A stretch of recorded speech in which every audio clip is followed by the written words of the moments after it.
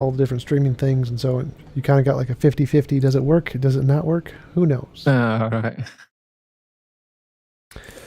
Have a few people in the chat. Is it working? Is it working? Sound and stuff. And stuff. Is it working? Sound and stuff. Looks like the video started. Oh, cool. Yeah, I got like 3 people in there. All right, so Arjuna, thanks for coming on, being able to have a conversation with me. Would you mind telling us a little bit about yourself before we get started? Yeah, sure. So I live in New Zealand. I was born here, moved to Canada when I was 8.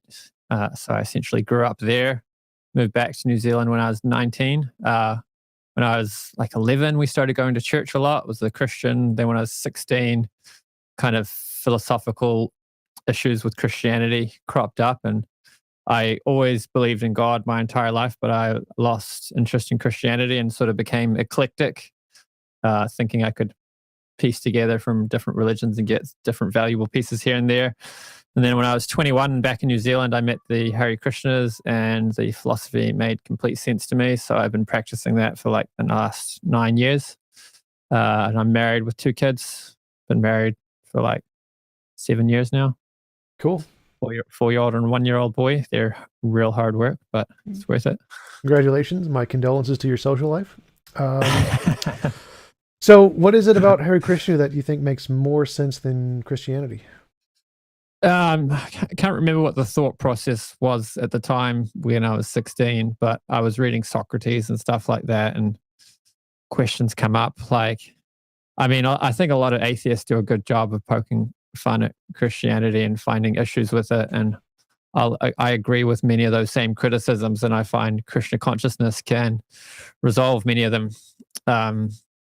Like this idea that you need someone to die on a cross in order to pay for your sins is a bit odd. You know, if God's the boss, then surely he can just say, you know what, we're good. You know, you just behave well from here on out and we'll forget about the past. I don't see. Yeah. So does Hare Krishna have a similar kind of sin thing where you were forgiven for our sins for something we do, or some kind of condition that it has to meet? And how is that different from dying on the cross? Salvation isn't like a thing where, you know, there was a play that the Hare Krishnas used to do called Tab It to Jesus. So, you know, whatever sins you did, you just like, oh, just charge Jesus for that one. And this idea is kind of incoherent to us because, you know, it's we see like the kind of salvation that is offered by Krishna and Bhagavad Gita. It's nothing like sectarian religion, and it's not like bureaucratic. It's like you could compare it to like the success principles of having a healthy marriage. You know, like you could, yeah, like at the end of Krishna gives all these instructions, and then at the end he's like, you know, I've told you everything. Now you decide what you want to do. And you know, you could go to a counselor, and they could be like, it could be something similar, like, you know, I've told you all these ways you can fix your marriage. Now you decide what you want to do. Like you're ultimately the one that's going to suffer based on what you do and what you don't do. So there's kind of, it's almost like yoga psychology. Like there's just laws about the way the world works, and you can position yourself in such a way that you elevate yourself or you can degrade yourself. And it's not sectarian. Anyone who's following those principles, even if they don't believe in God, will be elevating. And if they get elevated enough, then they'll come to be aware of God's existence and come closer to him. How is that different from Christianity? Because Christianity makes similar claims that if you just pray hard enough or whatever, pray genuinely enough, you'll get to know God in some way. And if we like just look at different societies in the world, the Hare Krishnas don't seem to be like the richest or the smartest or the most enlightened. There seems to be lots of other groups we could measure on any criteria that seem to be doing better than Hare Krishna. So what is the reasoning to believe that the laws handed down by Hare Krishna are actually true, as opposed to just like Christianity just made up? Can you say the first part again? Sorry. Yeah, so it seems like the laws that you mentioned in the Bhagavad Gita, where it gives us to like live your life this way. If you live the correct way, you'll get to know God. You said something like that. If you like live in the correct way, I don't remember your exact phrasing, but the same thing seems to apply to Christianity. If you pray to Jesus and you open your heart to God, blah, blah, blah, blah, blah. Right. So, I mean, that made me think of one thing that I thought of when I was hearing you on the empathetic atheist, and it's something I've thought about a bit, which is there's this idea in a lot of religious groups about we call it prosperity doctrine or prosperity gospel, that if you're religious, it means you'll be materially successful, or God will fix your material problems, and you can measure somebody's God consciousness by their bank account and their health. And would you agree that's a common idea among religious people? Not really. It's kind of a fringe movement under Christianity. The prosperity gospel is seen as a joke by most Christians, but even if we, I think it's actually the fastest growing though. Like if you look at Hillsong, they pack out a stadium every week. Well, maybe not at the moment. so do Mormons. And I don't really consider Mormons to be fast growing. I mean, I think the fastest growing religion is Falun Gong right now. But I mean, of the Christians, the fastest growing are the ones that say, join our church and you'll be rich. I don't think so. I'm pretty sure the fastest growing is the leftist, left-leaning part of the church that accepts homosexuality. That's the fastest growing branch of Christianity right now. People are leaving the right side of Protestant and Catholicism who reject homosexuality and other kinds of things they see as debaucherous, and then the left side, which accepts them as not wholly immoral, is actually the one that's growing the most, from my understanding. But that's beside the point. So, but yeah, anyway, my initial point is that, yeah. But my initial point is that even if we get rid of the prosperity gospel, I don't care about the material wealth side. I just care about any measurable effect. It seems like if you say that living your life a certain way is going to have some kind of a beneficial effect, like getting to know God or something, we should be able to see some kind of a difference. Otherwise, why should we believe that it's actually doing anything? Like, what is? Yeah. So the difference you see, like it's measured with social science. I'm not super expert in all the research behind it, but they do find that people who are religious are happier, healthier, and live longer.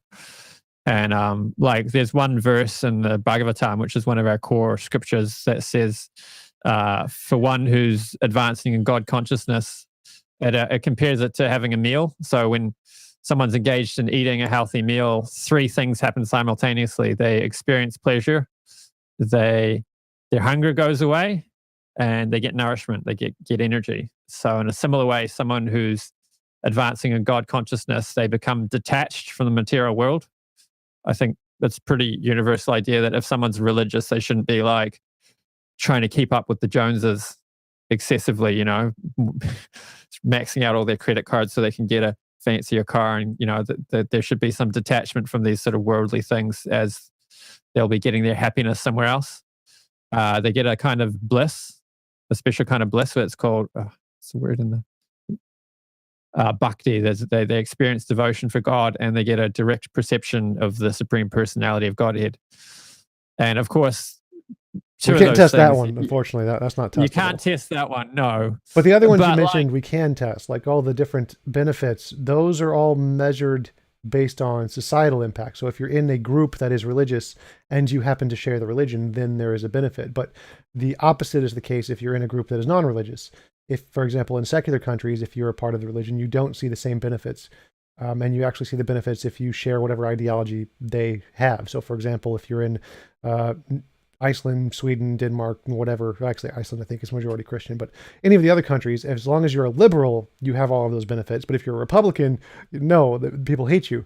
So you don't get those benefits. So it seems like, based on all the social science studies, those benefits are simply agreeing with or sharing the ideology of the community. And if you do that, then you gain all of the emotional benefits, and has nothing to do with the actual belief itself. It's just as long as you mix in with the community and you can share a social life, though the social life is what gives you those benefits, not necessarily the belief system. So it seems like, based on social science, it's not actually religious belief that does that.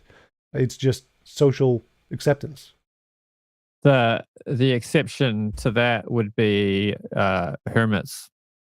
So if you find someone who they're happy in a group of people, and if you put them completely on their own, they've still got the same kind of happiness. Sure. But there's definitely examples like that too in the secular community, like Stoics, who say you shouldn't get attached to the material world and you should just be accepting of the way things are. And there's several others. I don't really know them off the top of my head, but I know a few friends who do, who are kind of obsessed with it, ironically. But there's lots of those examples even in secular communities that praise detachment from material things and have comfort in solitude. So I will also say that wouldn't be unique among religious people either. I tried having this discussion with Aaron Ra, and he just wouldn't have this kind of conversation. You're a liar. Evolution. Yeah. Oh, I don't think he's the best on the philosophy front. Yeah, he's a really good rhetorician. So it's nice to actually be having a conversation about this stuff. Yeah, for sure. I mean, I do think it's a fair point to say that that kind of inner satisfaction could just be a result of being accepted by a community. And then your point about hermits who are non-theistic, we could still maybe chalk that up to universal principles, like there is, an ascetic lifestyle. Like Jordan Peterson talks a lot about how you find happiness when you're not looking for it, and when you're actually looking for meaning. There's actually a deeper level of happiness, or it's like, we think we want like peace and satisfaction and pleasure, all that, but what we really want is meaning. And there can be a deeper meaning, that can be a deeper level of satisfaction to be, living that kind of ascetic life where you're not chasing after sense gratification. You're trying to do something meaningful. One point that's raised in our theology a lot is service. So the spirit soul is eternally serving. Even if we don't want to be doing service, we still end up doing service. You want to make money, you have to go and work for an employer, and you end up serving other people to pay your bills. No matter what you do, you're serving somebody. Not really. I mean, I don't know who the casinos are serving. They're mostly not serving people. They're more like this. They're taking people's money. They're serving people's desire to go and have a fun time with a dopamine rush at the casino. Yeah. Well, you mentioned that, I forget what you said right. What was it you said right before that? Kind of going off on a tangent. The deeper satisfaction that these ascetics can find, meaning. Yeah. So yeah, I mean, that's only true for a certain subset of people. Like you can make generalizations about most human people based on evolution and what gives most people meaning, but many people do not find meaning from especially serving others. Like many people are like psychopaths, narcissists, people with high function autism who only have like a specific special interest. That's everything that matters to them. It can just be trains or whatever, just any random thing. So meaning seems to be purely a biological state of the mind. And if you mess with it, you can get it to be essentially anything you want it to be, or almost. As soon as we get the technology, then we can do that. But it doesn't seem to be meaning that gives us that. Meaning is just a synonym for happiness, as far as I can tell. Well, where are those people getting their happiness? Anything. Like you can literally get it from anything. So some people are obsessed with cars, some people are obsessed with trains, some people are obsessed with helping others, and some people are obsessed with self-gratification, some sex, some money, some who only get satisfaction from material things and not human interaction. So you can just, anything that exists in the human world is usually a thing that someone gets happiness from. Like people with Asperger's, which is mild autism, for them the truth is really important. And they don't care about offending people. They care about defending the truth. So they get meaning from, sharing the truth, so they get obsessed with trains, or they get obsessed with ports. Like one Asperger's kid crucified his teacher in class for getting a detail wrong, saying, it was something like Russia doesn't have a port that can accept large ships. Russia has three ports. I mean, this might have, I don't know the details. I'm getting all the details wrong from this example. It was something like this. And he's like, no, that's wrong. There's 2 times of the year where, because of the tides or the weather or whatever, their port has deeper water and they can accept big ships. And it's like, they had this fury that the teacher could possibly be standing in front of the classroom teaching and you have a detail wrong, like how irresponsible it is to call yourself a teacher and get something wrong like that. It's just this tiny little detail. Like it doesn't really matter. But for somebody with Asperger's, it's like, no, getting the truth right is really important. So, well, it's not necessarily the truth. It's just whatever your special interest is. So many people with Asperger's have special interests that are not true, like UFOs, Bigfoot, Loch Ness Monster. Like your special interest can be anything true or false, even religion, Christianity or whatever. So it's not necessarily truth. It's just the facts surrounding your particular special interest. And it's an obsession with that and the relation between those things.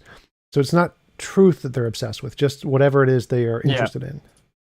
I haven't really thought about it through this much. Usually I try to have this conversation with some atheists and I never get this far. They usually just like have allergic reactions to talking about epistemology.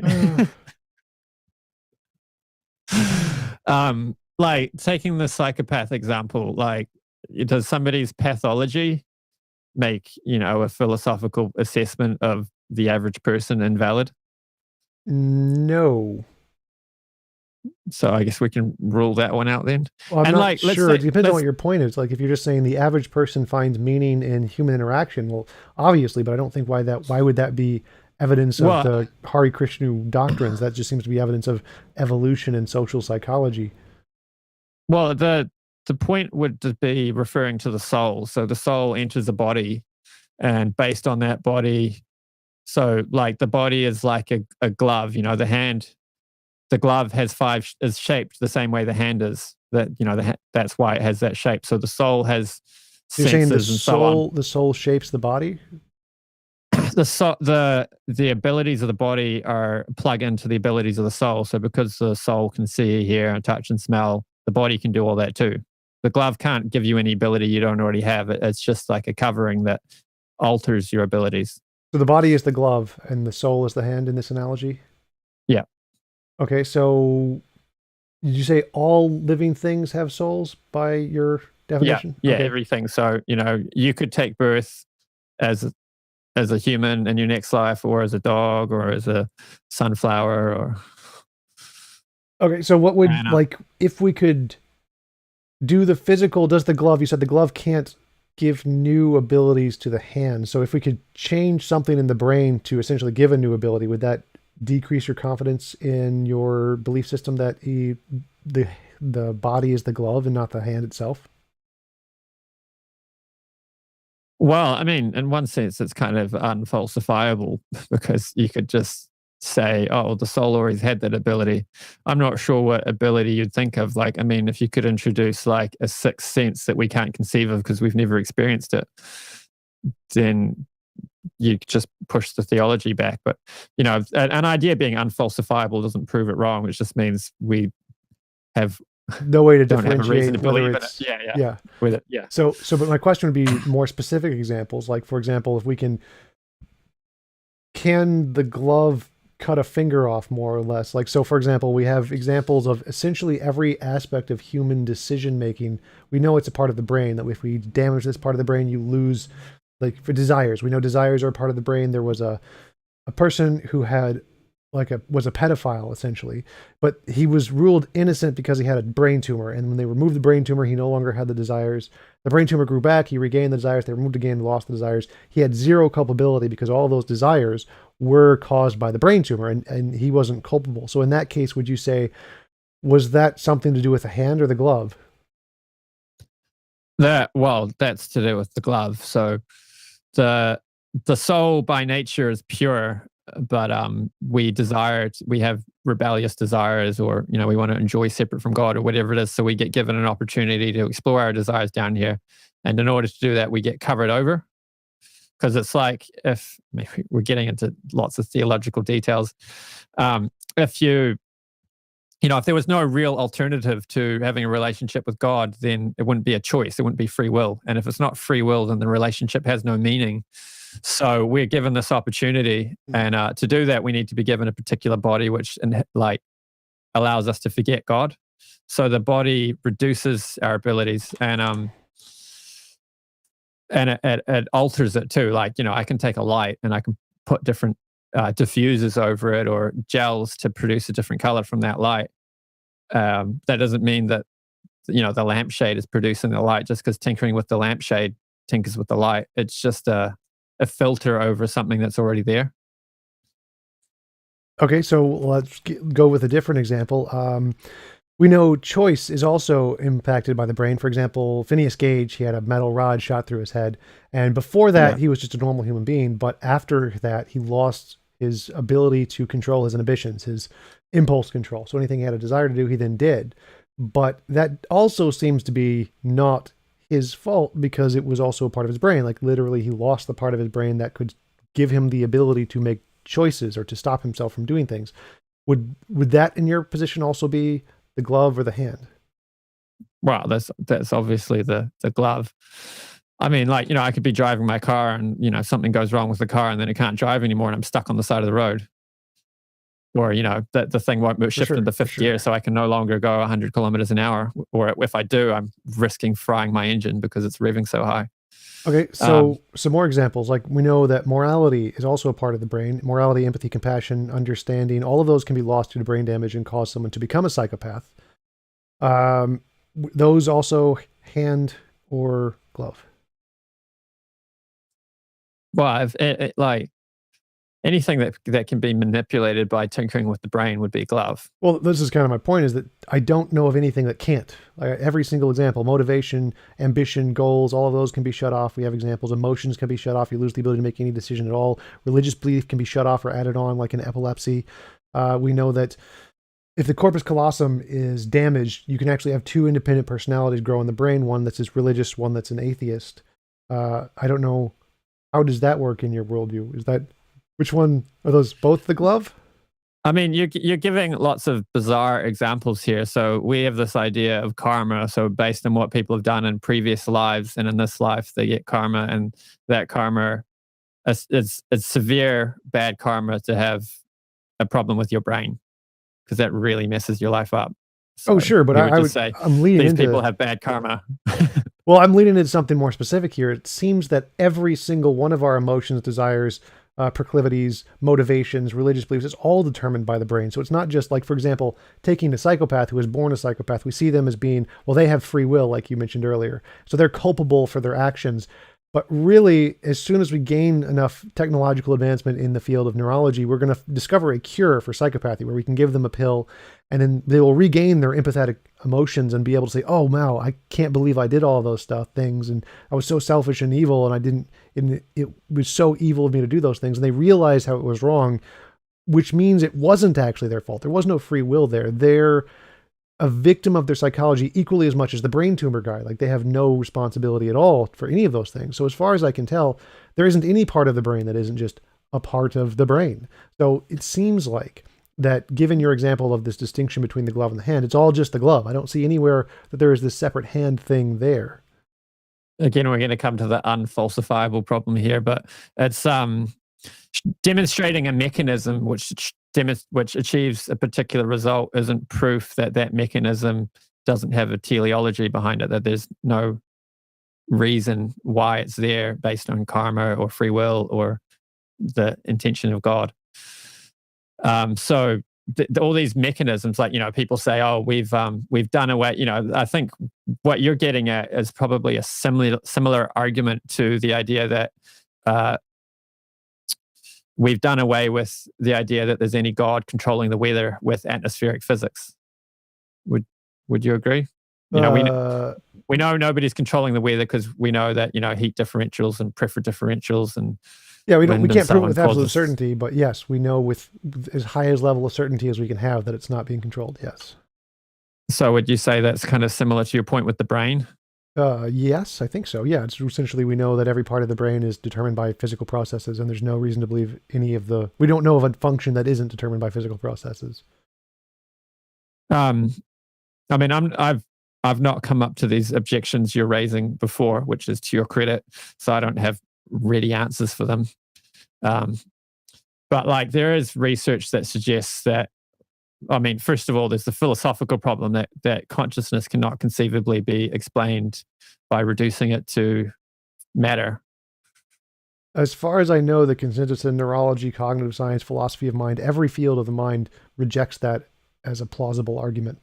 It's just a composition division fallacy saying consciousness cannot come from non-consciousness, which is the same as saying walls cannot come from non-walls. But we know no brick is a wall, and if you add enough bricks together, well, you get a wall. So there's no actual evidence that you can't get consciousness from non-consciousness in any way, or that it's not reducible. It's just our experience of consciousness is not reducible, just like a sound isn't reducible to a CD. You can't like hold up a CD and shake it and sound falls out. Obviously not. But if you put the CD into a CD player, then it reads it in a certain way to produce sound. So consciousness itself is a product of the brain, but it's not going to be, you're not going to just look at the material and see consciousness, just like you're not going to look at a CD and hear the sound. I don't think that argument works though. Like with a wall, you can look at the chemical substructure of the wall and you can understand the causal relationship between the subcomponents and the final result, the qualities that the wall has. Like the glass, we understand based on the chemical substructure of glass why it's fragile and why it's sharp when it's broken. And carpet, there's a certain shape the fibers take which makes it springy. And so many other examples can be given. Like water, you look at it, you can understand why it's fluid and why it freezes. There's a direct relationship between the chemical components and the result you get at the macro level. All right, that's why I use the CD example. Like in the CD case, if you're just looking at a CD, you can't. No amount of analyzing the molecular structure of the CD is ever going to give you the sound. Like you have to have the correct reading apparatus to look at the CD, read it in such a way to produce the sound. Consciousness is the same thing. Consciousness is a result of the brain reading these signals in such a way to produce this secondary effect, this emergent property, like sound in a CD. So obviously, just looking at the CD, you're never going to know. Like if I just handed it to someone from a different planet, they're never going to figure out what it's going to do. Like it's just a bunch of little blips on a piece of plastic. Like we have no idea what this is. They would need to have the reading apparatus in addition to the CD itself to know what it does. Just looking at the CD, you're never going to discover it. So the same thing would apply to the brain. It's the reason we can't know exactly how it does that is because we don't have the reading apparatus yet. We don't know how the brain works to such a degree that it can realize what the conscious brain is doing. But we are definitely getting closer. Like, for example, recent studies on brains, we've been able to show monkeys like images of things, kill them, cut their brain open, and put their brain on a radioactive sheet of paper, and we see the image that they are looking at. So we are getting closer, and we can predict what people are going to choose before they choose it. So, for example, looking at an fMRI, we can see someone's brain, say pick A or B or whatever, and the neurologist can be, well, he's going to pick B and get it right with a reasonable level of success and know what they're going to pick just by looking at the brain before the person knows what they're going to pick. So it seems like we are actually being able to do exactly that, where we are reducing consciousness to the physical so we can actually see what it's doing, even though we can't, again, it's like a CD, we can't read it exactly yet. There's 2 points there that I'll probably forget the second one, but the first one was the CD. I think we can compare it to those old toys you used to get where you wind it round and it's got those little prongs on it. When the prongs hit the other prongs, it plays a song. Yep, the little metal thingies. Yep, I know what you're talking about. Essentially, a CD getting read by a laser and then moving the speaker is a more sophisticated version of the same thing, but mechanically, you can kind of boil it down to the same thing. So you take that little cylinder that's got the metal divots on it, and you can't hear the sound. You turn it and you see those things moving. Still, where's the sound? It's pushing air around. Okay, air is moving back and forth. There's still no sound.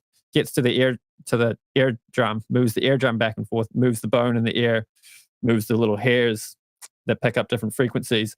Electrical impulses get fired into the brain and goes through a whole cascade in the brain. Where's the sound? All we have is electrical activity in the brain at this stage. We still don't have sound.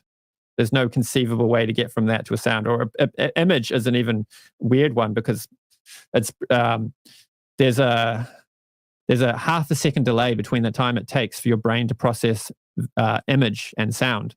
Yet we see and hear image simultaneously. I don't think it's not a half a second. It's much shorter than that. But yeah, it's something anyway. But it's like, so is our brain? There's a few hypotheses that they use to try to explain this. One is that the brain is holding the sound, and we're experiencing reality a little bit delayed. Which baseball players have a problem with that because they're like, no, when I see the ball thrown, I hear and see at the same time because they're working within time frames which are far quicker than what you could explain based on the delay and the time it takes for the brain to process image. And also the problem with that is, so if we are interacting with reality faster than we're processing the image, then you don't have free will. So you got to do away with free will on that explanation.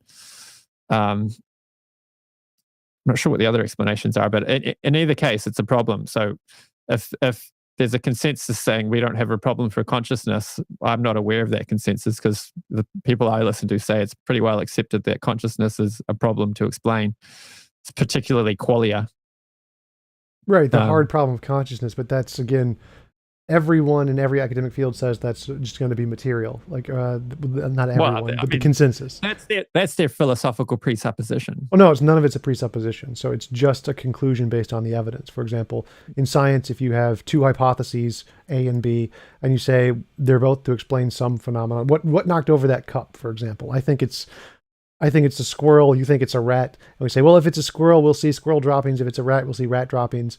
And we look and we say, oh, it's squirrel droppings. Well, that means it's probably a squirrel. And we can just rule out the rat hypothesis. Now, of course, it's not absolute proof because maybe a rat knocked it over and then the squirrel came by and did some droppings. And so it's just to manipulate us or something. But it's never certain. But if we get enough of those instances where this hypothesis makes testable predictions that are correct and this one doesn't, that is essentially giving us the highest level of certainty we can that this hypothesis is the correct one and this one is the incorrect one.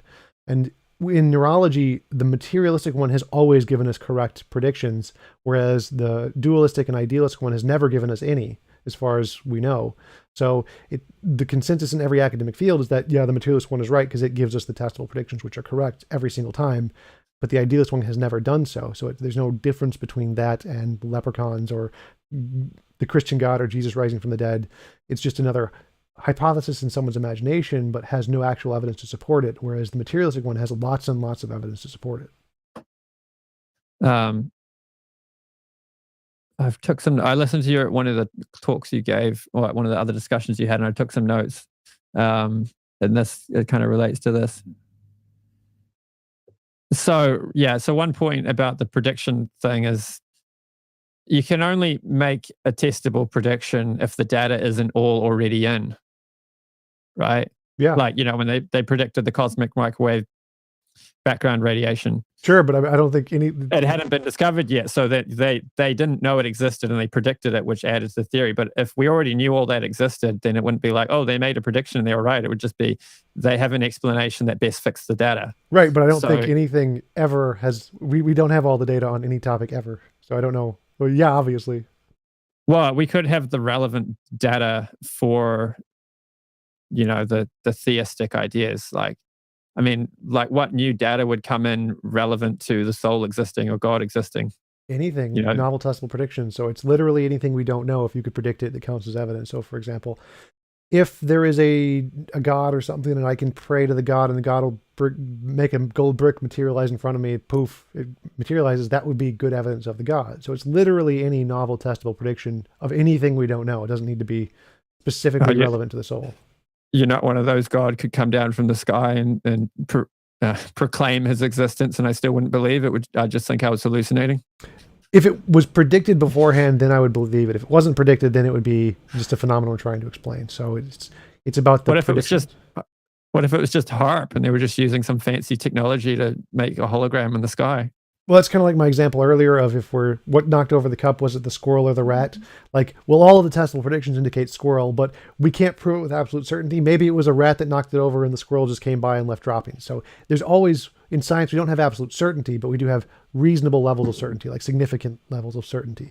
So if, for example, you predicted that Hare Krishna was going to come down from the sky and give gold bricks to everybody, and it happened, then I'd be like, yep, that's evidence of your hypothesis. You got it right. No one else predicted it. You are correct, and we don't have anything. So, right. But if, for example, it just happened randomly that some being came down from the sky and gave everyone gold bricks, then it wouldn't be reasonable to conclude your hypothesis because that would just be post hoc. So if you can predict it beforehand, regardless of what it is, that's evidence of your hypothesis. Same as science. There's a few things predicted in the Bhagavatam. They predicted that the people of this age would be slow, short-minded, and always disturbed. Well, they got Trump right. Anyway. Well, actually, I think one thing I did want to mention is that Hinduism has the most accurate cosmological dates of any religion, saying the Earth was about 4 billion years old, one of the dreams of Brahman. Like, that's the most accurate. Yeah, it does fit quite well, yeah. We don't have any problem with... We have a problem with evolution, but I think that the evidence behind evolution is spurious, so that's not a problem for us. But you might disagree. I have to grant that Hinduism's 4 billion year prediction, that's pretty good. That's a good testable prediction. You have some evidence. I can't be like, no, that counts. You're better than Christianity. Like, okay, 4 billion years, pretty accurate. I'm impressed. I've got to do some more research on it, but I mentioned this when I was on Aaron Ra's YouTube channel that the Surya Siddhanta has accurate descriptions of the solar system too. It mentions the orbits of the planets to within 0.3% accuracy. Yeah, that would be pretty good if you could confirm that. I don't think it's true. I've studied it a little bit. I don't think that's confirmed, but if you could, that would be good. Yeah. And they like, there was in like the 1800s or something, there was one astronomer who was visiting India because he wanted to witness the solar eclipse that he had predicted. Yeah. Or something like that. And he found this Indian astrologer who could predict the solar eclipse by pushing shells around on a beach.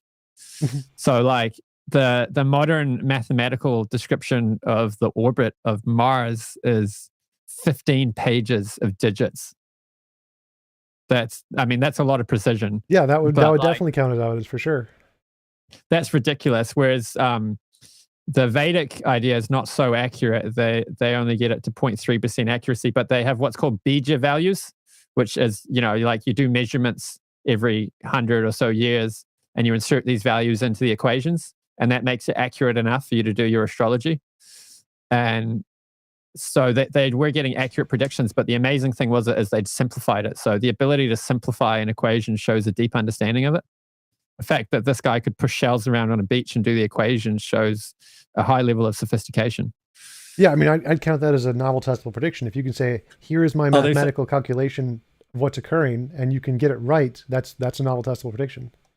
I think he froze. He froze there a little bit. Yeah, I don't know if it was me or you.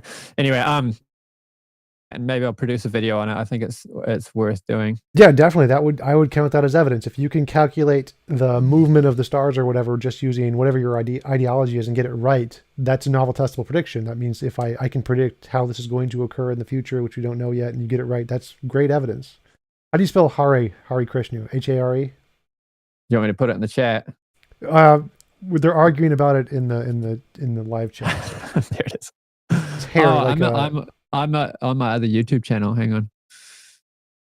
So HareKrishna. Is that correct? Yeah, there we go. I'll write it from that. Yeah. Now I'm promoting both my YouTube channels in the chat. Nice. Harry, like Harry Potter. Like a big rabbit. Like a big hare, yeah. There was this one guy who found a Bhagavad Gita in the bushes or something, and he read the whole thing, was totally convinced, started chanting Hare Krishna, Krishna Krishna, Hare Rama, Rama Rama, Hare. Harry Christians. So if those examples pan out, then I would count that as evidence. I don't think they will. I've researched it quite a bit. The 4 billion years is pretty accurate. I count that as decent. That's decent. Yeah. But other than that, I see nothing else has been verified. We can park that one for another day. For sure. Coming back to the original point where we got off on this tangent from, I was talking about how the qualities of the soul, and I was going to make the argument based on the soul having certain qualities that a psychopath or somebody with severe autism is not necessarily exhibiting their natural state. They're in a body which is giving them a conditioned nature, which is unnatural, and that causes them to take pleasure in unusual ways. You can take a body as a pig and then you enjoy eating stool. We find that pretty weird. So how do you tell the difference between it acting as the way it should in its natural state as opposed to an unnatural state? Which ones are the natural state? Which ones are the unnatural states? Well, I think mild Asperger's is probably just a neurological type, most creative geniuses like Einstein and Nikola Tesla were probably Asperger's. And if we just compare the vast majority of humanity, why are they considered the natural state as opposed to the people with high functioning autism? Why aren't they considered the natural state? Why is the natural state? Well, kind of comes down to a version of idealism or something where there's a natural state, like the soul has a nature and it enters this body and becomes covered over and takes on a different state. So there's an original existence, which is the nature of the soul. And even in this body, people are born with a particular psychophysical nature. And if, somebody has a nature for fixing things and they're working in a childhood daycare, right, looking after children, they might be going mad because it's a very different thing looking after children than, fixing electronics or, doing engineering work. And vice versa, if someone has a nature for working with people and caring for people and they're working with machines all day, they'll go mad. So there's a variety of neurological types, and there's a similar thing for the soul, that the soul has a certain nature and it gets happiness in certain ways. And when we're like, one analogy that we often use for it is if you have a car and you don't put petrol in it, or you put petrol in it, you get nice mag wheels, you put neon lights on it, you paint it, polish it, put a nice stereo system in it, but you don't feed the driver, then the driver's not going to be happy. So in a similar way, we have a God-shaped hole in our heart, and if we try to satisfy it with material things, like, it's quite common that rich and famous people will have a kind of depression because they thought that this fame and this wealth and all these, all this attention and material amenities would make them happy, but it didn't. So they're depressed. Like, there's quotes from Mike Tyson who said things like that, and various other examples. There's suicides among them, and George Harrison the Beatles went to India, and one holy man there said, "You're very lucky. Most people spend their whole life trying to get on top of the wall. You're very lucky to have at such a young age gotten to the top of the wall and realized that there was nothing up there for you." So that some of the Beatles were on spiritual journeys. George Peterson had some exposure to the Hare Krishnas. He financed the first printing of the Krishna book. Sure, but my question is how do you determine what the natural state is? If you assume we have a natural state, why assume that one personality type is the natural state as opposed to the inversion? For example, if in 500 years all human beings just stop believing in God, but we're all happy with just material things or whatever, would that lower your confidence level that your understanding of the natural state is correct? Maybe the natural state is something different than what Hare Krishna says. Well, even if you had that, you'd still have people who are taking their happiness from something contingent. So, I mean, yeah, hypothetically, if you did have a world where people had a far deeper satisfaction having nothing to do with religion and being fully atheistic, that would challenge the hypothesis. But if you then, conceivably they'd be getting their happiness from having a nice bank balance or, having various other things. And if those things fell apart, then they might become miserable. Whereas the spiritual happiness, when you actually become transcendentally situated, it can't be taken away from you under any circumstance. Well, I mean, I agree that if you believe in an imaginary friend or whatever, and as long as you don't stop believing in the imaginary friend, then obviously you're going to remain happy. And so since it's not contingent on something in the world which you have no control over, and it's purely based on something in your imagination, obviously you would be able to remain happy for your entire life in those circumstances because it's inner peace or whatever. It's literally something inside of yourself that makes you happy. Yeah. Whereas opposed to if it's contingent on something in the world, well, then obviously if it changes, then that would be... Okay, go ask Mommy. Sorry? Is she outside or in the garage? Or just call out to her. Sorry. That's all right. My 4-year-old. That's all right. He's hungry and he doesn't know where Mummy is. Yeah, continue. Yeah, so I would agree with you that if your source of happiness comes from within your mind, something you imagine, then whatever that thing you imagine is, as long as you're able to imagine it, you will be happy, regardless of whether it's a contingent thing or some kind of necessary being in some kind. So if it's a real God or an imaginary friend, either way, it's still going to make you happy because it's something you have control over, as opposed to money or whatever, which you don't have control over and it can change at any time. But the happiness there doesn't seem to be the difference. It just seems to be where you get it from. Is it something easy to get or is it something hard to get? If it's something from inside of yourself, well, it's relatively easy to get as opposed to being, for example, only Ferraris make me happy. Well, that's something very hard to get that you don't have control over. So it doesn't seem to be the happiness that's the difference there. And you mentioned that if it was the case that people were getting more satisfaction from atheistic societies, that would be a challenge to the position. Isn't the fact that that's exactly what's happening all over the world sufficient challenge to the position? Well, the happiness is hollow. Like, I mean, how happy can you be just like shoving pizza down your gob? You can only eat so much pizza, right? I challenge that hypothesis, but but as far as I can tell, like from my experience from being both religious and non-religious, I was less pain non-religious than religious. So there's definitely people who gain more value and happiness from being non-religious than being religious. And they can Well, get their source of happiness, again, like Stoics or whatever, from internally as well. It doesn't need to come from a God.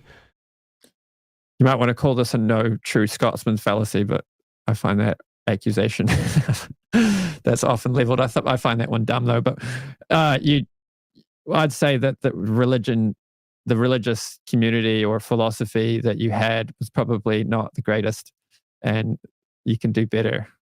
And that's what I'm exposed to at the moment. Like, I was exposed to Christianity, and I mean, there's nice people there and all that. I don't have any problem with Christians, and there's definitely some nice God conscious Christians. But we've got a more comprehensive philosophy, and we in Auckland, at least, we have a really nice community. And you can chalk the community up thing. Well, you can have an atheistic community too, and that's a fair point.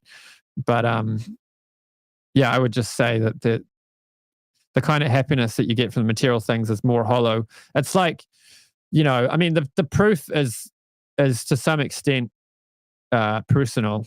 Like, how much can you say, hold up some, I mean, like, picture it, find a really happy materialist and then a really happy spiritualist. And it's like, well, which one's more happy? It's like, how do you measure it? Like, exactly. That's kind of my question, is that it seems like you're asserting, well, the religious one is happier. And I'm like, how do you come to that conclusion exactly? Like, how did you measure this? I mean, one point I like to argue for my theological case is that we have an epistemic faculty. We have an ability to perceive truth.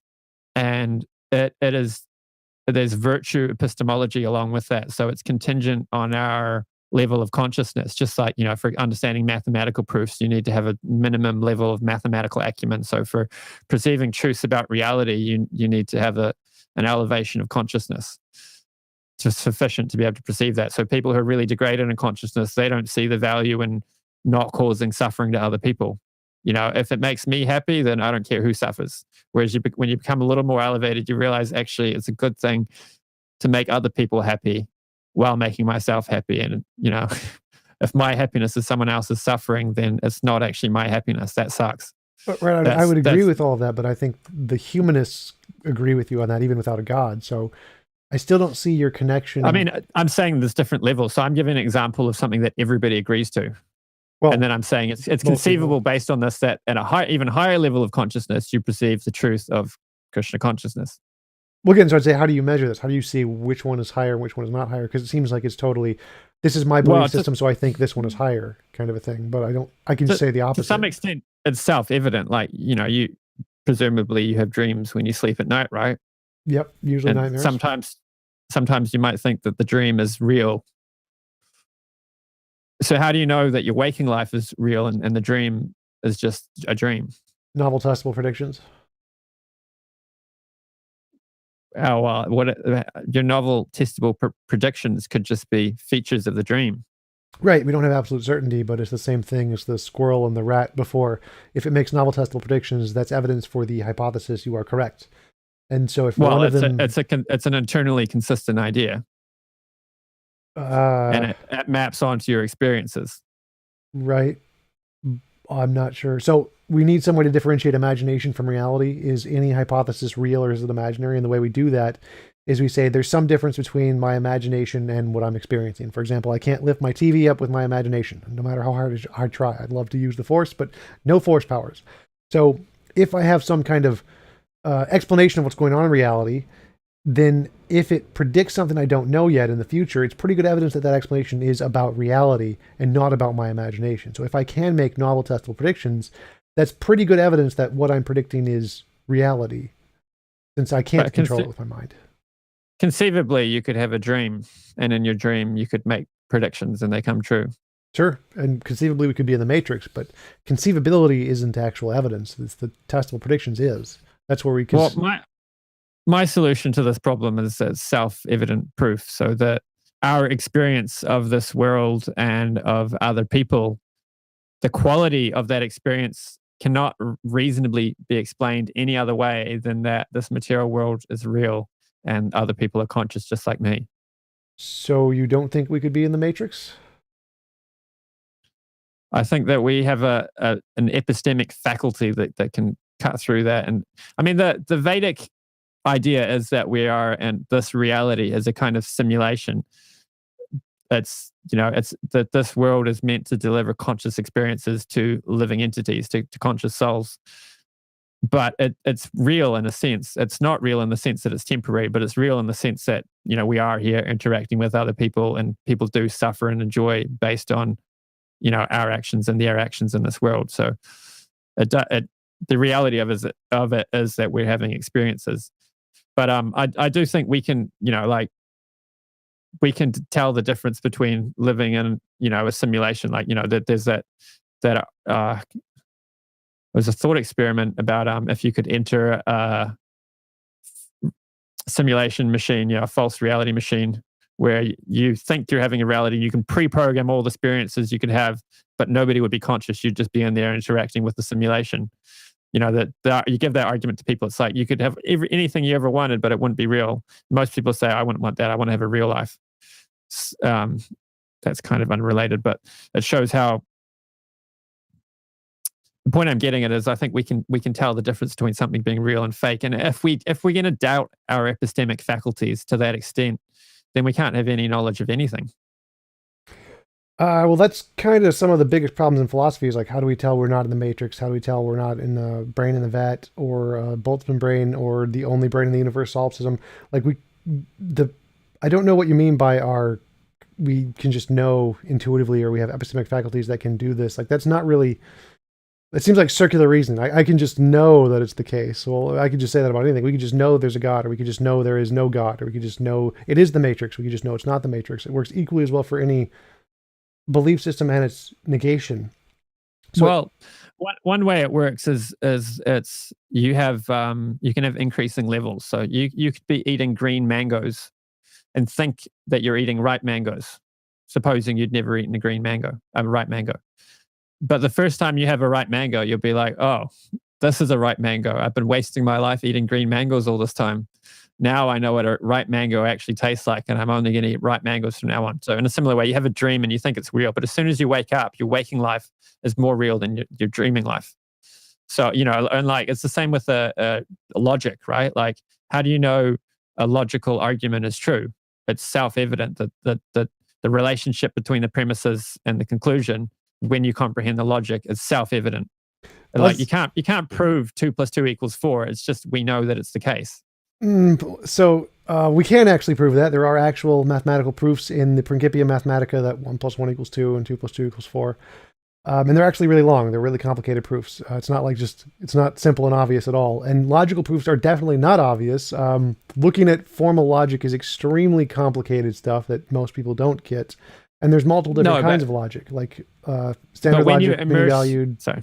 Well, there's kinds of logic that reject the law of identity, law of non-contradiction, and law of excluded middle. So there are many logics you wouldn't necessarily recognize intuitively, like many-valued logic, which has a true, a false, and a both true and false at the same time category. And it works equally as well to describe reality as standard logic. So I don't think what you said really maps onto math or logic, which are just languages. They aren't parts of reality on their own. And we can prove them, but they aren't self-evident. They are not self-evident at all to be true. They're very complicated things. But I still don't think anything is the only thing that's self-evident from my understanding is I think therefore I am. That's self-evident by necessity, but everything else, not so much. Well, if it's not self-evident, then all it is internally consistent, and it fits with our experiences. Sure. It fits the data. Sure. That's all you have then. Sure. I don't see a problem with that. So then we can apply that same epistemology to theism. So if I have a theological explanation which is internally consistent and consistent with my experience of reality, what's the problem? Can it make testable predictions? What? Oh, it's just one thing is if just the fact that it's consistent isn't good enough, because infinitely many different hypotheses are all internally consistent and can all explain the data. What knocked over the cup? A squirrel, the wind, a meteorite, invisible aliens, magic leprechauns, a god, with the wind, somebody bumped the table. There's infinitely many ways to explain what knocked over the cup, which is true of every single phenomenon ever all combined together. There's always going to be infinitely many things. Maybe the universe was created by a leprechaun, 2 leprechauns, 3 leprechauns, whatever.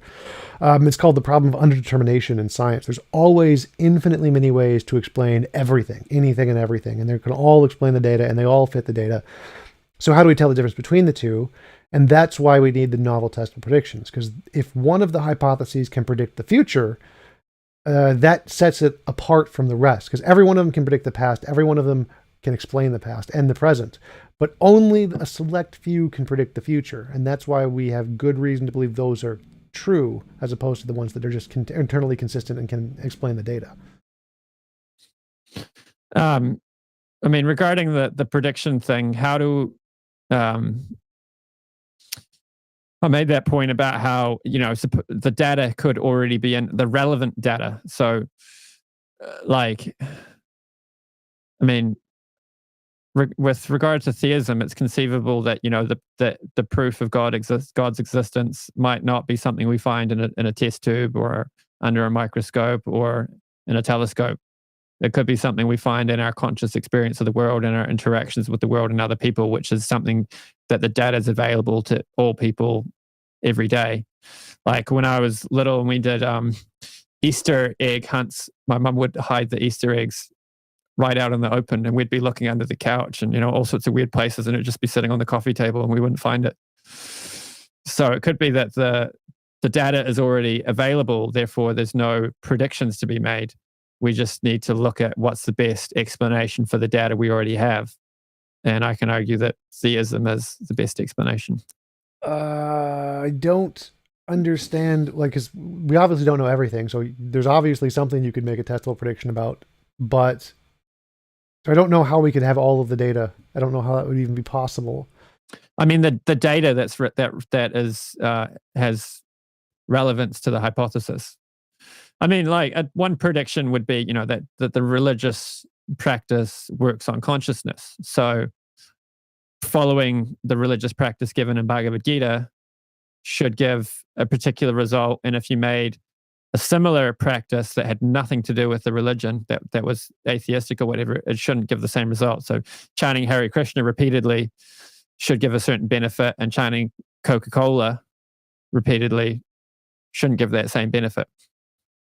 Sure, yeah, that would definitely work. We just have to find a replacement that would have the same. It would have to make a prediction outside of the social sciences prediction about cultural relevance. So, for example, if you are Hindu and you chant Hare Krishna, obviously that would likely have some kind of dopamine effect. Just like if you're Christian and chant Jesus, it's going to have a dopamine effect. You see people in churches all the time where some pastor just waves his hand and everybody falls down because they have this shock of dopamine that they didn't expect.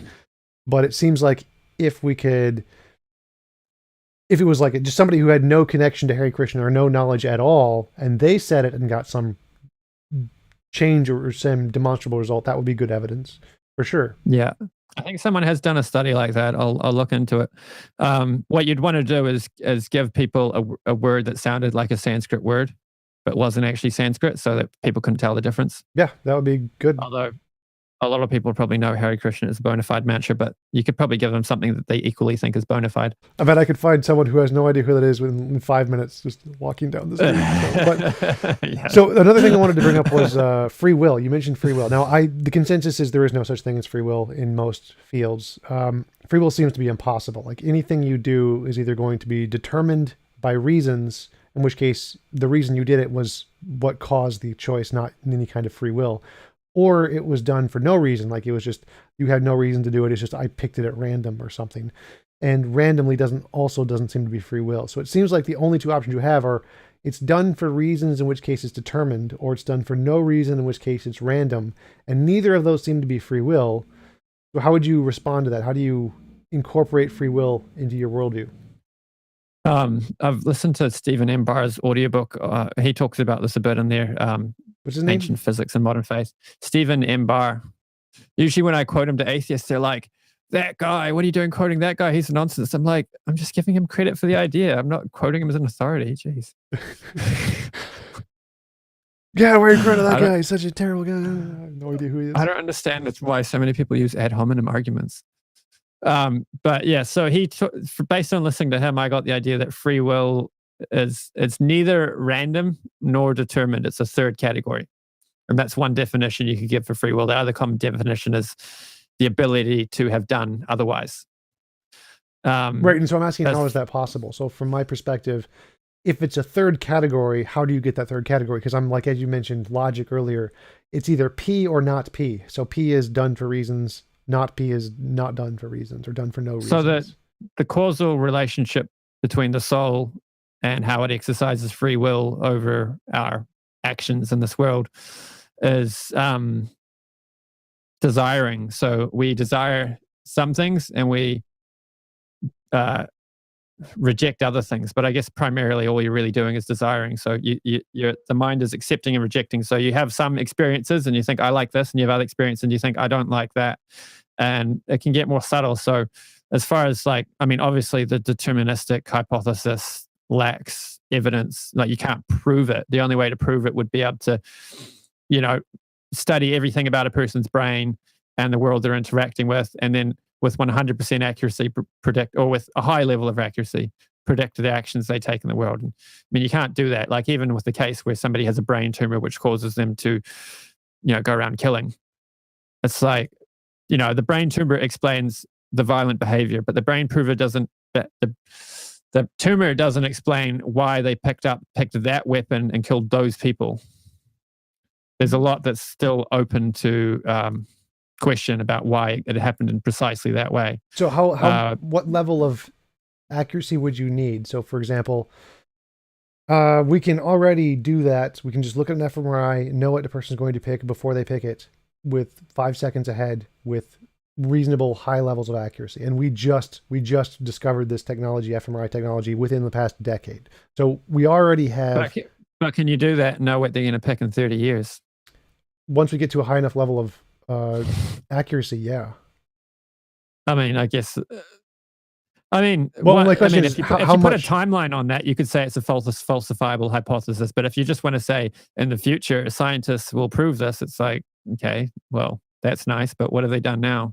Right. So that's my question: check. is that what would be the amount that would satisfy you? For example, 5 minutes, 10 minutes, 15 minutes, if we can get what they're going to do right 99% of the time, would that be sufficient? So I would say that, we have a particular mentality at a given moment. And, if you know a person well, it's like there's an argument given against free will that it's like, well, if God can predict your actions, then you don't have free will. It's like, well, you might have somebody who knows you really well that knows what actions you're going to pick, but their foreknowledge of your decision making doesn't force you to act that way. You could act differently. So I think, if you know enough about a person, you can predict the way they're going to behave because you know their mentality. Right. But so I'm saying, like, scientists who've never met you before, they put you in an fMRI, they read your brain, and they can know everything you're going to do, or every choice you're going to make for the next 15 minutes, 99% accuracy. Would that be sufficient to cause you to believe you had probably no free will there? I don't think that's any different from, say I know my 4-year-old son inside out, and I know if we take him out for dinner what he's going to choose, or if I give him an options of toys to play with, which ones he's going to toy with, choose. I think it's just a scientific level of doing something similar, of knowing a person's mentality and predicting their actions.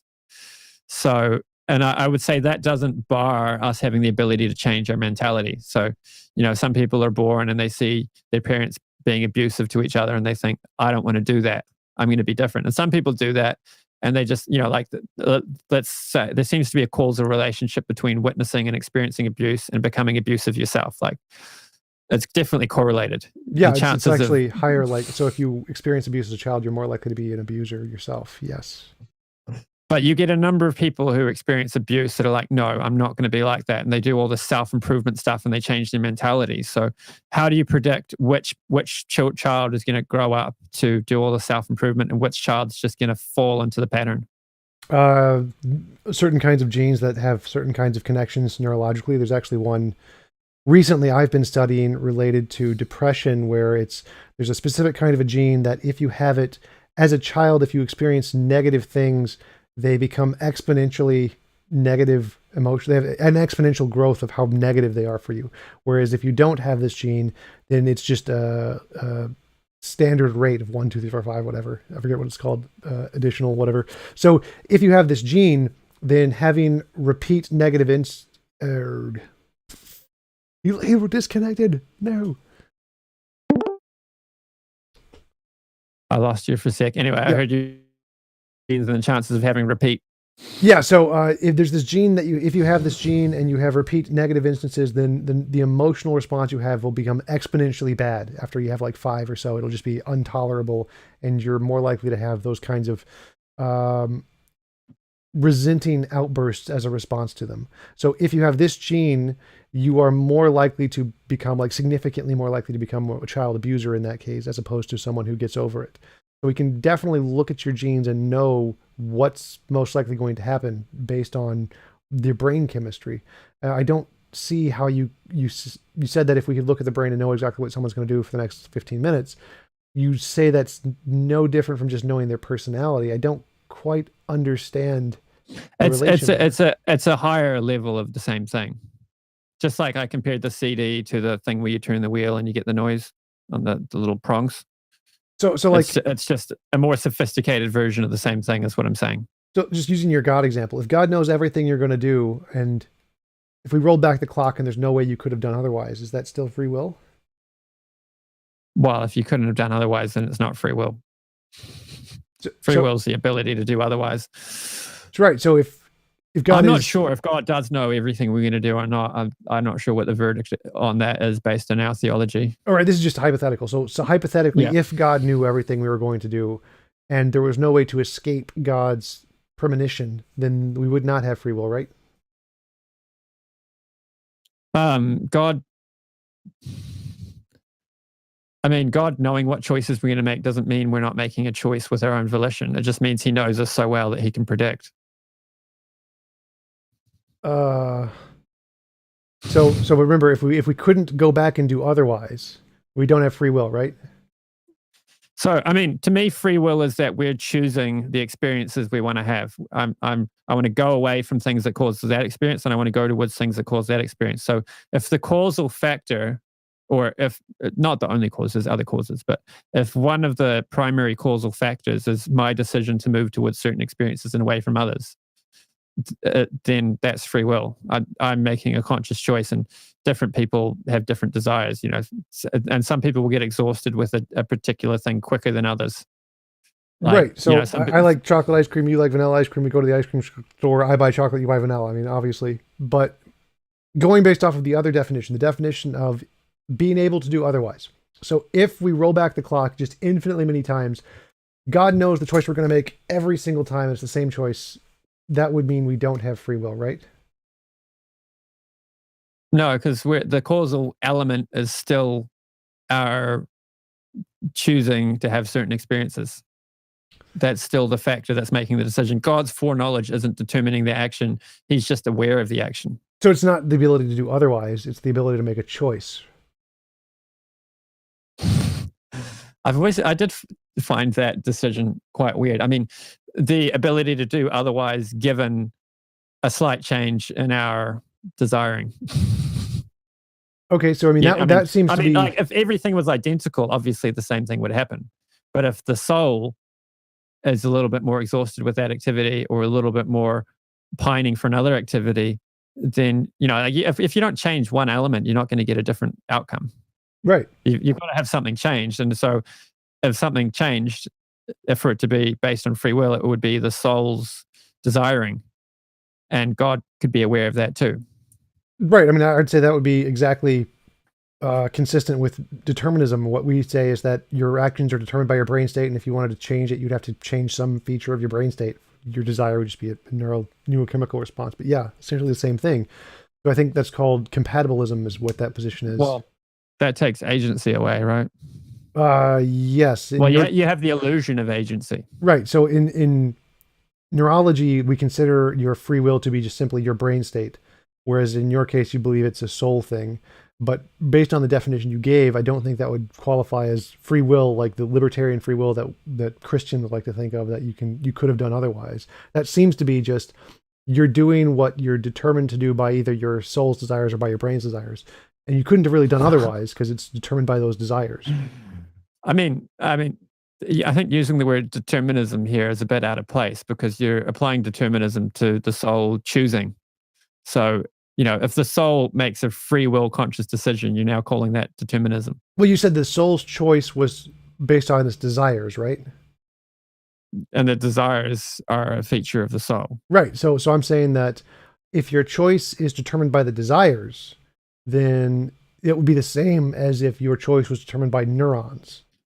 What's the difference between those two cases? Well, one's material and one's metaphysical. What difference does that make?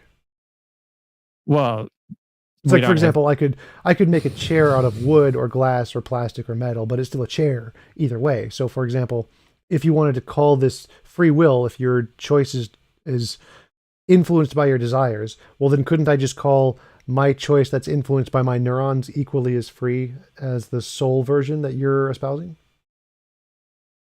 Well, the neurons aren't something you have control over, and they can be tinkered with.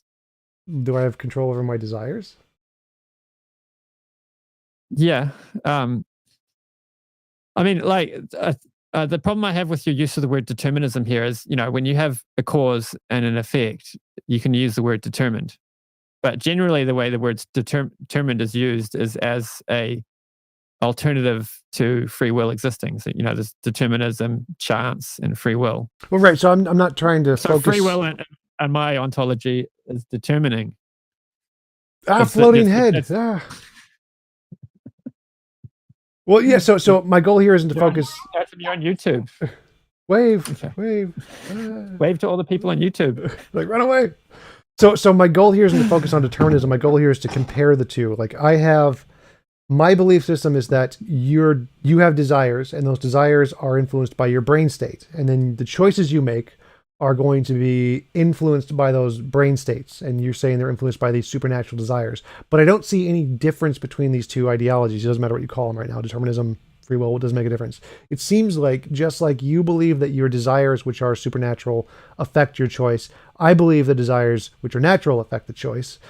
And if you want to call that free will, it doesn't seem like your free will is any different from what I call determinism. It seems like they have the same features as one another. I don't see there's any difference there. One just happens to be supernatural, one just happens to be natural. Well, I mean, one difference would be that if you took the soul and put it through a conscious experience in a body, and then repeated it and put it through the identical conscious experience in an identical body, identical world, and you did that repeatedly, the soul would grow tired and make different decisions. I guess I'm kind of doing a Groundhog Day thought experience, because the soul is the one perceiving, and it has we have the material mind, but there's also there's a spiritual aspect of that, the intellect, which is carried from body to body, and the soul gets exhausted from certain activities, or gets satiated and says, I've had enough of this. There's got to be something more. I want something deeper. I want a deeper satisfaction. Or, I'm sick of this. I want to try some other materialistic pleasure. So that would be one of the differences. Well, how would that be different from your Groundhog Day example? If he can go back in time and he just remembers it through neurological states and without a soul, and he would be able to make he'd get tired of the same things. Wouldn't that also count as free will by your definition? If he was just material, and the material part got reset. To extend the thought experiment to fit your point, we would have the homunculus, right? The little man inside the brain. And let's say the little man inside the brain lives for 1,000 lives, but he still has a material body. And, he's tiny, and, when this body dies, he gets taken out and put into a new body. And he's still material, still got a neurology just like ours, but it's miniature. And, he's sitting in there watching the TV and thinks he's the body and so on. Then he would get exhausted and make different decisions because he has a layer of conscious memory. It's not like it's a memory, but it's like the Sanskrit word is samskaras, which means impressions. Then you can have a scar, you don't remember the injury happening, but the scar is still left behind. So our consciousness has impressions from our past experiences. So the homunculus can carry these experiences from lifetime to lifetime. The problem I have with that example is it's basically what's the word? It's indistinguishable from my hypothesis of the soul. So, if we did have something like that, it would basically make more sense to call it a soul. And even if it only lived 100 lifetimes and then died, then obviously that would be a different ontology. But how would you know that? Well, right. So I'm not saying the homunculus example. I'm saying just if there was just a brain and nothing else, and every time the brain went through this like iteration, just like imagine Bill Murray going through Groundhog Day, and instead of actually being able to remember everything, there was just some kind of subtle subconscious shift where there was a brain state change. You just wasn't aware of it consciously. That seems to be the same as your example, and it would also qualify as free will by your definition because it meets all the criteria you've outlined, even though it's just determinism in the brain. I don't see the difference between the two hypotheses. So just imagine like Bill Murray going back in time, and the only change is that there's some subconscious difference in his brain that he's just unaware of. And eventually, the subconscious difference is going to build up enough where he's going to make a different decision than previously. I think the other problem we're having is the nature of consciousness. So when you describe, our decision-making process as being determined by the brain, you're basically giving an alternative hypothesis for the conscious experiencer. So, we're talking about the same reality. That in both cases we have a consciousness which is having the appearing to make decisions based on desiring.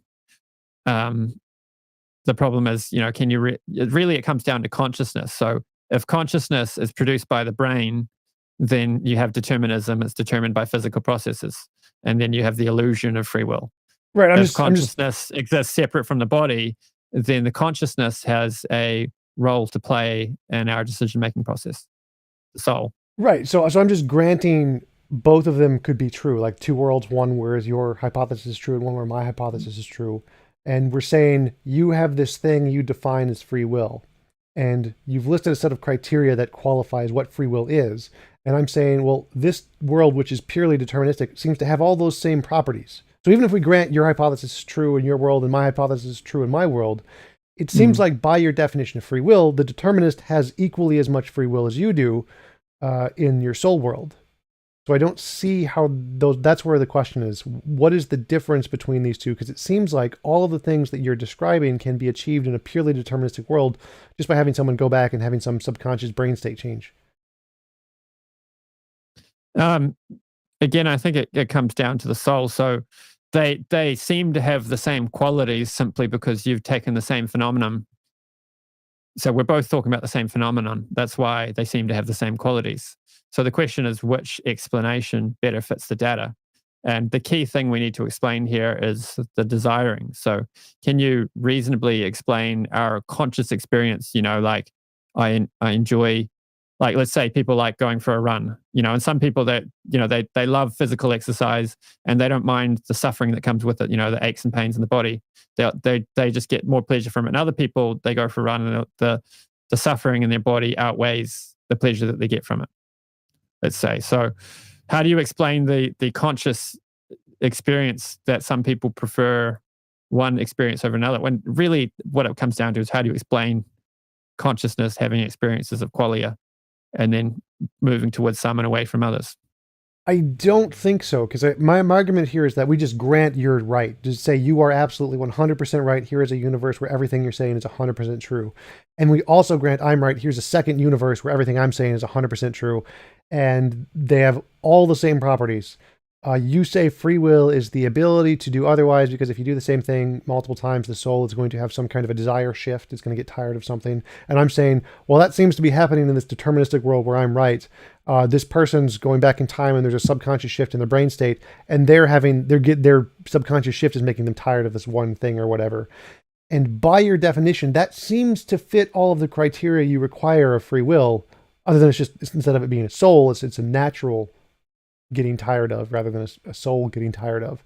So just based on your definition of free will, it seems like that definition could be equally applied to a purely naturalistic state. That is, I think, that we would both call determined in some way. I mean, I'd say provided you can explain how the brain can produce consciousness, then we're in competition. Like really, I think it boils down to consciousness. So the determinism that you're talking about is at the deepest level, it's produced by chemicals interacting with one another. And below that, it's quarks and so on. So, it's that we have this illusion of making conscious decisions, but really what's going on is chemicals are smashing up against one another, and some of them binding, and some of them have whatever reactions are happening, and that's what's causing the decision-making process. And I mean, I think you get one problem with that it violently violates our intuitions. This idea that our decision-making process is determined by chemicals smashing around rather than us choosing to move towards certain things and away from others. Why is it contradicting our intuitions a problem? Well, again, it comes back to my epistemology about self-evident proofs, our ability to apprehend reality. So the way I justify using self-evidence as an epistemology is in the absence of a defeater. So, like, I mean, you gave that example of how, some things like, mathematical proofs are really complicated. And when you understand them, you can see that something that's intuitively true is false or whatnot. But that still doesn't disprove our ability to apprehend truths. It just shows that in order to understand things deeper, you got to spend more time with them and manipulate them a bit more and, learn from somebody else. And then you come to a deeper understanding. But there's still a truth apprehending faculty that we have inside of us, which is interacting with reality and growing and learning. So wouldn't the unreliability of our intuitions be a defeater for any argument from intuition? I'll pull up a quote from Stephen M. Barr from his book, which is very much related to this. So Stephen M. Barr talks about how when science has shown our intuitions to be false, it's done so by showing that they still have some truth to them. So here's the quote. First of all, the most obvious statements found to be false by science were not simply based on illusion in the sense of something being seen that was not there. Consider Gould's example of the motion of the Earth. Everyone knew, including Galileo's scientific opponents, and the head of the Roman Inquisition, that one's own motion can cause the apparent motion of other objects. He gives a few other examples, like Newtonian physics is intuitive, but it's not that it's false. It's not that the theory of relativity proved that our intuitions about physics are false. It just proves that there are approximations that accurately describe the movement of bodies, with less precision and at lower speeds. And then you need general relativity to describe things approaching the speed of light. And he gives a third example about infinites, that the existence of the same is true of our mathematical intuitions. For example, we intuitively feel that a group of objects will have fewer things remaining in it if we take some of them away. However, it turns out that this is not always so. Specifically, it is not always so of infinite sets of objects, as was shown by the brilliant mathematician George Cantor about a century ago. But again, our intuitions about numbers was not just mistaken. It was a genuine mathematical insight. We would be wrong if we jumped to the conclusion that what was true in a familiar setting would also be true in the bizarre realm of infinite numbers, of which we have no experience in everyday life. I'm not sure I'm following your point there. So we can show intuitions are false a lot. Like, I have an intuition that this is a solid object, but we've discovered it's actually 99% empty space between the nucleus and the electrons. If you touch a metal object and a plastic object in a cold room, the metal object will feel colder because just the way your skin works, it intuitively feels as if it's colder, even though they're the exact same temperature. We intuitively see hundreds of different kinds of illusions, delusions, fallacies, biases. Every single fallacy, every single bias is a product of human bad intuition. But both of those examples would fit what Stephen M. Barr was saying, that our intuitions, so what he said it here, we would be wrong if we jumped to the conclusion that what was true in a familiar setting would be true in the bizarre realm of infinite numbers. Or well, doesn't that just mean it's false? The familiar setting, if it's true in the familiar setting, that just means it's true to our intuition. But if it means if you extrapolate too much beyond your intuition, you can be wrong. So if you look at the sun orbiting the Earth, there's the phenomenological experience of the sun orbiting the Earth. But that doesn't, if you extrapolate to that, the idea that we're stationary and the sun is the one's moving, you could be mistaken. Right. So if it's that would be a defeater for applying intuition I forget the phrasing you used, too far out or something. Well, we have an intuition that, the water bottle, like the metal thing, like the metal object is conducting more heat out of your hand when you touch it. That's why it feels colder. It Right. is making you colder. When you touch the plastic object, although it's the same temperature, it's not taking your heat away because it's an insulator. Right. So there's a reality to that intuition. So we have a perception, an intuition of our model of reality, and that is useful to us even if it's false. For example, we can have an intuition that objects are solid even when they're not. It's just false that they're solid. Or we can have an intuition that that square has a different color on the top and the bottom, but actually they're the exact same color. They're reflecting the exact same light.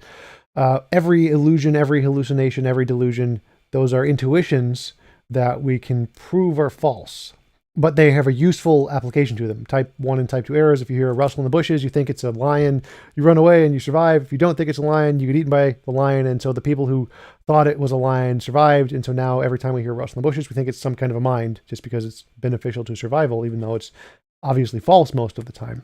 But so we know those things are true in context of survival, but not true in the context of reality. So intuitions are useful fictions, and we can treat them as useful fictions, but they're not true. They're just false, but useful. So it's like you said before, it would be wrong to apply intuition to some higher degree than it should be. You can't extend intuition to the, I forget what the word, extreme, unusual, whatever.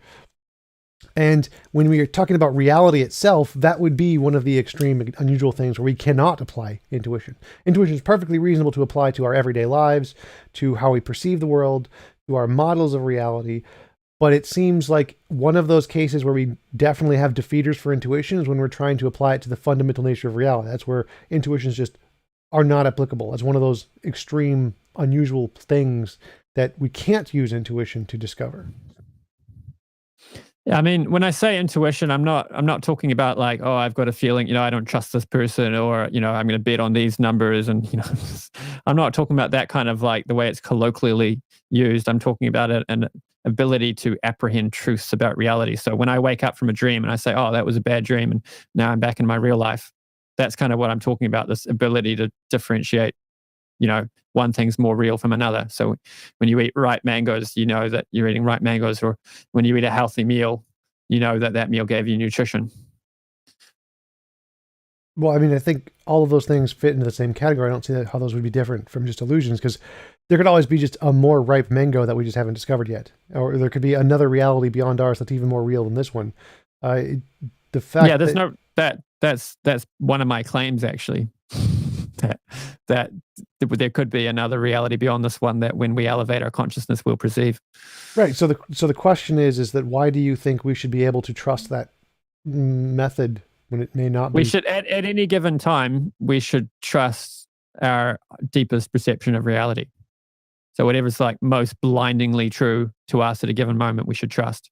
And one reason I like this epistemology is because it's kind of I call it a decentralized safety net against religious fanaticism. Because if everybody is at all time just working based on what they know in their heart to be true, then you're not going to get everybody drinking the Kool-Aid or jumping off bridges because their religious pastor told them to. Well, isn't that literally what that is that their most deeply held beliefs are this pastor is right, so if he tells us to jump off the bridge, we jump off the bridge? Isn't that literally what you're advocating for? I think no. I mean, I've been in a religious organization for like 10 years now, and I've seen how people can deny what they know in their heart to be true because a spiritual leader told them something. And it's like, so they it's like an intellectual conviction. So they have this intellectual conviction that like they've decided, it's like a belief. It's like the difference between belief and knowledge. So like, I know in my heart that I need to raise my kids well. So if, a religious leader tells me your kids aren't important, just focus on your spiritual life. It's like, yeah, no, I'm going to look after my kids.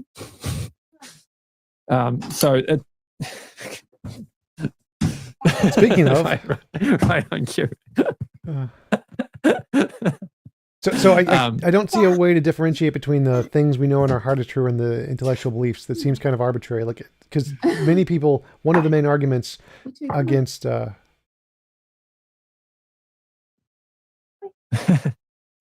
let me know when you're ready. I'm cool. Yeah, you can go. Yeah. All right. So yeah, one of the main arguments against the epistemology you're arguing for is the properly basic beliefs is that for people who believe in voodoo, that is something that is ingrained in them as one of the most fundamental beliefs of reality. They think that voodoo is the fundamental nature of reality, something that's true to them in their hearts. And that doesn't seem to be any fundamentally different than creationists who think the world is 6,000 years old or whatever, because it's so ingrained in their belief system. They were brought up with it as a child that it to them is one of those beliefs. So I don't see any difference between this know in your heart is true and these taught belief systems, like the pastor says do it, so do it. Those seem to be the same.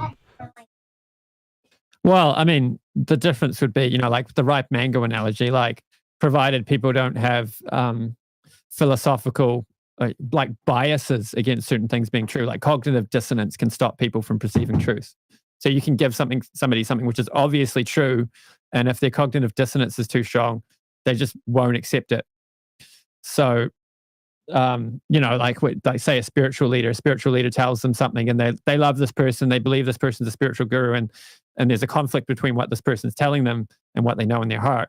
They might choose to go with one and not the other. So I would say that this cognitive dissonance can create a problem, and if you put into the ideology this idea that you should trust your heart, then cognitive dissonance is less. And I would trust people's hearts more than I would trust a scientist to tell everybody what to do or a religious leader to tell everyone what to do. I think in any case, when you get people to shut down their own internal truth compass and just listen to some authority, you're in trouble.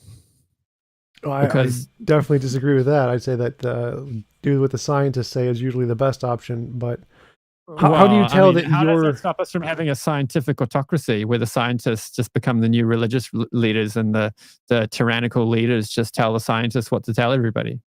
Well, that would be the same. So the goal would be we do what the scientists say because reality tells us to do so. So if it's what the scientists are saying, it should have some kind of demonstrable proof in reality, independent of opinion, which is kind of. But how do we know that the scientists are right? How do we know they're not just like the new clergy telling everybody what to believe? Because if it's a demonstrable fact that people can test in reality, then we can verify it's true independent of the scientists.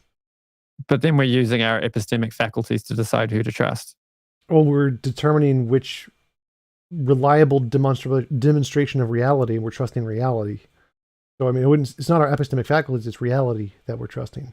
But I had a question. I think you might be misunderstanding what I mean by epistemic faculties based on what you just said. I was going with the trust in our heart kind of a thingy. Well, I mean, it's a combination. It's not just like a feeling like, oh, this feels true. It's also like the laws of logic. Like when you hear a logical, like, you might think that you have a good logical conclusion, but just like with the ripe mango thing, when you eat a ripe mango, you know that this is a ripe mango. When you hear an issue with your logic and someone clarifies, actually, this is what the logic proves, you're missing a premise or you're missing a connection, then you're like, then you realize, oh, I was wrong before and now I'm right. And that's a self-evident perception of a truth.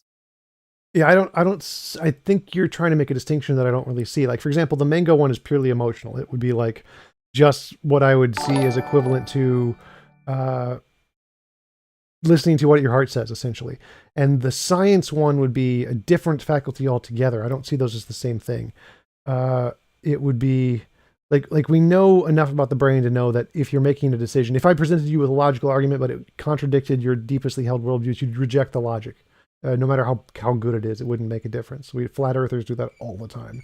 So it seems but that's a handicap to my epistemic faculties. It doesn't show that the epistemic faculties don't work. It just shows that they can not work under certain circumstances. Well, I would say this is the standard for human psychology, is that your emotionally most held beliefs are always going to supersede any logic no matter what. I think that's been proven demonstrably in psychology many, many times over. Yeah, I mean, that's cognitive dissonance. Right. I think it's just the standard in humanity. I think that is the heart, going with what your heart is cognitive dissonance. I think literally, I think those are the same thing.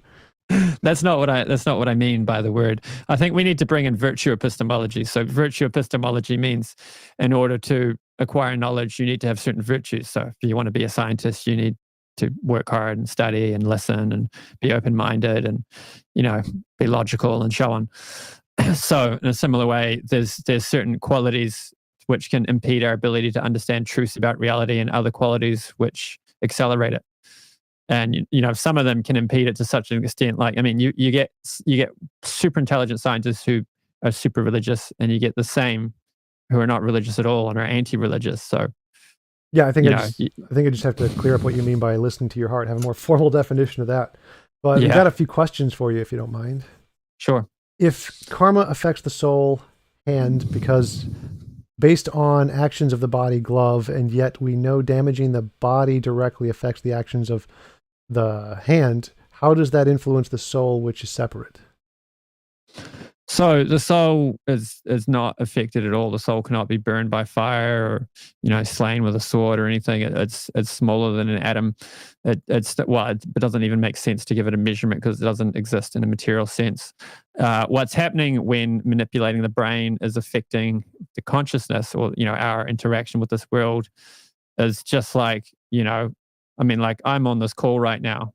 And if my internet failed, I'd be gone from this call. That doesn't mean that the internet connection is causing me to exist, and I stop existing when the call drops off. So, extending on that analogy, when you manipulate the brain, it's just like putting a covering over a light. Different kind of light comes out. So, the person whose brain gets manipulated, like a botched surgery, or they get a tumor or a head injury, that's also their karma. They've done something in this life or in a past life, and there's some reason why the experiences they go through as a result of that are warranted or are intended in order to elevate their consciousness or teach them certain experiences.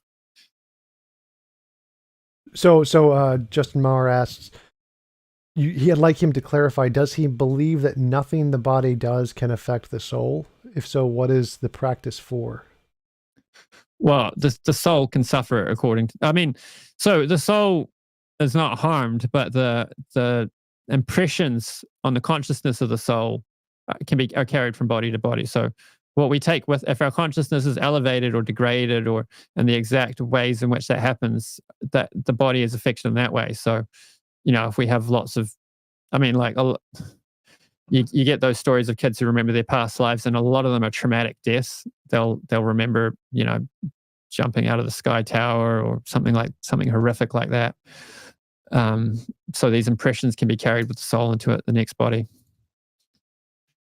So he's saying, what is our John Pelosi asks, what other lives? Who is teaching the soul about these other lives? How do you learn about them? Well, we learn about them by accepting the authority of the scriptures that we accept. So that's a very satisfying answer for skeptics. Well, no, that's actually perfectly reasonable. So if I accepted certain scriptures, I could then learn about past lives, kind of a thing. That's testable prediction. Yeah, it's fully consistent with science, because in science, it's like, how do you know an atom exists? Like, I read it in the textbook.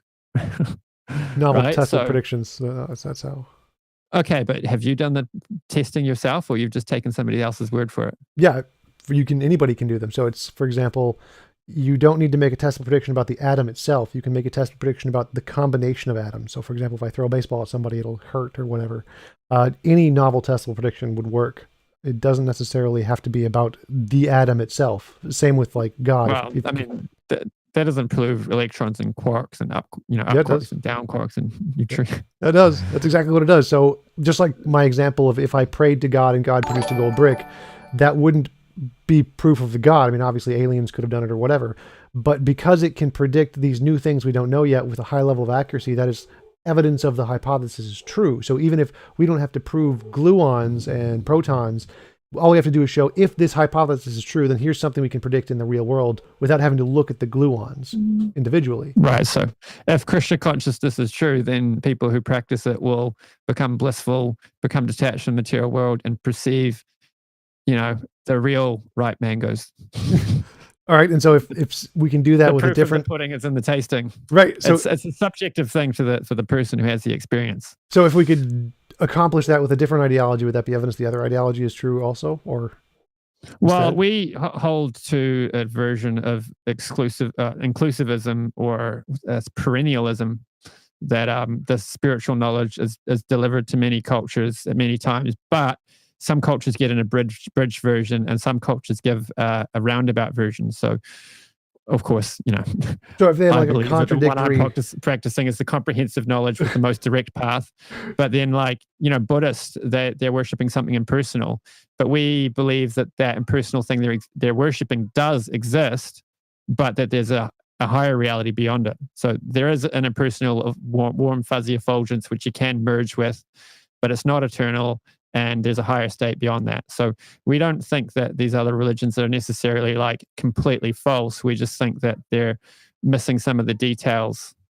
So my question is, if they could do this also, and they had a contradictory worldview, would that be evidence of their hypothesis instead of yours? Well, I mean, it would. Our theology would allow for people to not believe in our theology and still get results. They wouldn't get, the highest result, but they get some results. So them getting results doesn't show that their worldview is true. It just shows. Wouldn't that also apply to yours? Truth to it. Even if yours made the Tesla predictions, it wouldn't show it was true for the same reason? Well, you've got that elevating levels of proof thing. So, if you get like several Christians and Muslims and Buddhists all coming to Krishna consciousness and saying, oh, what I had there was great, but this is better, then that would, just like you wake up from a dream and you think this is more real. And then suppose you woke up and found that this was actually a dream, although more real than your other dreams. You woke up to something even more real, and that could go on to a few layers. So, you could wake up and figure out there's some truth to Buddhism, and then you could wake up and figure out, oh, there's some truth to Christianity, and then you wake up and say, oh no, Krishna consciousness, this is the real one. So what about converts away from Hare Krishna? They're just not doing it right. Okay. Well, Matt Metro asks, how does someone determine what someone else's heart is saying? Is it possible for someone else's heart to be lie or be deceived?